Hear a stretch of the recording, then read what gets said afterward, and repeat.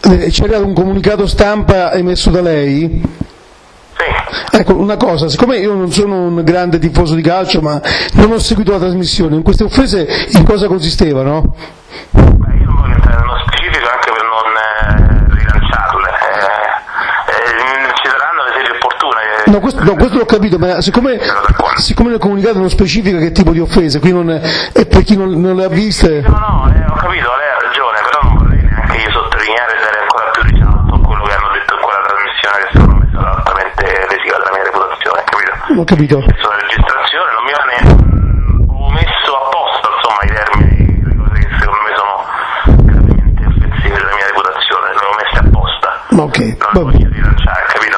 Va bene, io voglio avere l'effetto boomerang di rilanciare delle certo. No, ma lo scopo non era questo, lo scopo non era... Ognuno può dire quello che vuole, capito? Questo è il concetto. Certo. Lo scopo non era fare polemica. Guardi, comunque c'è su internet, c'è la trasmissione su internet, se lei clicca rigorosamente calcio si può vedere perfetto, giusto. Ha ragione.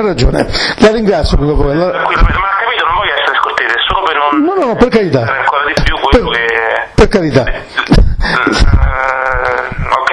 Vabbè, la ringrazio comunque. Io ringrazio lei. Buonasera. Sono Francesco Formaggio. Sì, lo so, scusa. No, siccome so che stai andando in trasmissione, ti rubo soltanto un secondo, che hai letto il comunicato che ha mandato Massone poco fa. Puoi dire un po' quali sarebbero queste offese? Nessuna.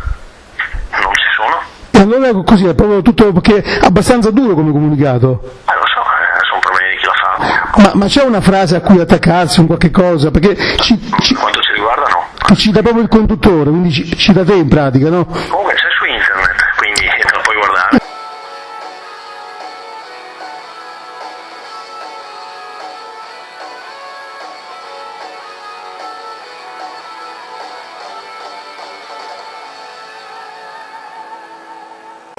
La società però vuole dare anche i suoi segnali.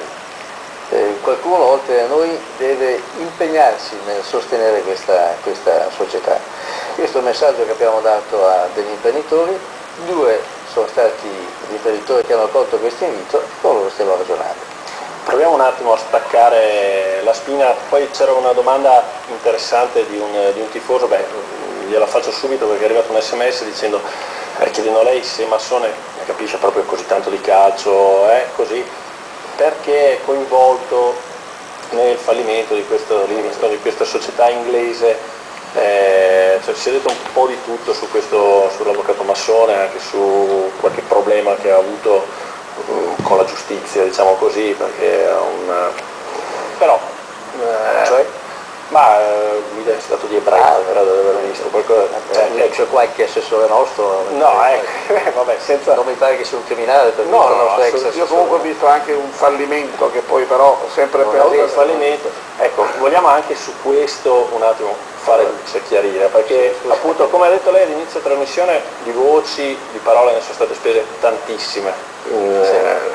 Io non sono avvocato difensore di nessuno, questo è avvocato da solo, quindi chi è avvocato si difende da solo, ma anche il senatore Filippi se mai volesse difendersi, e se dovesse difendersi avrà voce per farlo, non tocca certamente a me difendere ognuno. La sua percezione è quella di avere di fronte un interlocutore serio, fino ad ora si è dimostrato il più serio in assoluto. Perfetto. Siamo tornati in studio. Allora, è da un paio di settimane che iniziamo a diventare un po'... Non mi sfugga con lo sguardo, Presidente. No, stavo guardando la schietta che ho comprato. Cosa farete la cordata romana per quanto entri, comanderete sempre voi. Un buon inizio. Un paio di settimane che stiamo cominciando un po' a pressare. In questo momento c'è, lo voglio precisare per l'ennesima volta, una lettera di intenti da parte del gruppo Massone, che è un avvocato romano che ha dietro di sé una cordata di imprenditori al di sopra di ogni sospetto, al di là di quello che si dice, meglio di qualcuno che dice peste cosa, ma vorrei anche ricordare... Lei ha sempre detto, ho visto anche sul giornale di Vicenza, ma l'ha detto anche a Luisa, che ha la massima fiducia e la massima stima di queste persone, che questa la ritiene una cordata serissima. Glielo dico perché a pochi chilometri da noi, un po' più giù, a Bologna, succede un qualcosa che molti tifosi del Vicenza accomunano ad una possibilità. Allora, cerchiamo anche qui Scusate, se parliamo del Bologna, a me sembra, a me sembra di aver capito che c'è stato qualcuno che ha detto metterò delle garanzie e poi non le ha messe, non le ha rispettate. Fideiussioni, eccetera, è stato messo. Io per il 70% della società che è nelle mie mani, quindi che posso vendere, voglio monete. Quanta? Quelle che serve, è quelle che abbiamo chiesto. Perché non si è mai parlato di cifra, scusa Luisa, un'idea, ce la dà un'idea di quanto costa? Io domani voglio comprare il Vicenza, quanto costa il 70% del Vicenza? L'abbiamo dichiarato pubblicamente nel comparto di qualche intervista, sono 3 milioni e mezzo. 3 milioni e mezzo per comprare il 70%. Per il 70%. Chi Voi vuole? avete già un assegno dalla Noi abbiamo anche un assegno, ma ripeto, non c'è nessun parallelismo tra quello che è successo a Bologna e quello che potrebbe succedere a Vicenza, perché noi non vogliamo garanzie, siamo molto concreti, vogliamo moneta sul tavolo. Dubbi dei tifosi, cerco di farmi il portavoce, non avendo il titolo così, non bastano i 3 milioni e mezzo perché questa società è molto indebitata. Allora, non è vero. Allora, non ho preoccupazioni in tal senso, altrimenti non avrei mai continuato a trattare con una cordata che non desse garanzie. Una delle robe che vogliamo ricordare... O che avesse obiettivi di speculazione. O che avesse obiettivi speculativi.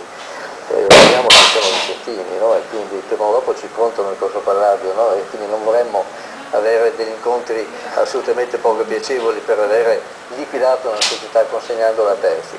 Non è così, non è quello che vogliamo fare. Ma ricordo comunque che se... La battuta potrebbe essere che dopo l'avvocato Massone non lo troviamo in corso Palladio e allora lì... Non è vero? Scusi, intanto non è vero perché possiamo circolare tutti in qualsiasi parte del mondo, compresa Vicenza, e chi forse acquista è anche obbligato a farsi vedere e mettere la propria faccia. Ma vorrei anche ricordare, per rispondere alla terza domanda del vostro sondaggio... C'è un messaggio, Massone viene qui con 4 soldi, compra tutto e poi si vende tutto quanto, che è un po'... Ho già sì, è la questione speculativa di cui stavamo che non parlando. sarà così, ma ognuno ha il diritto di pensarla come vuole. No, ovviamente.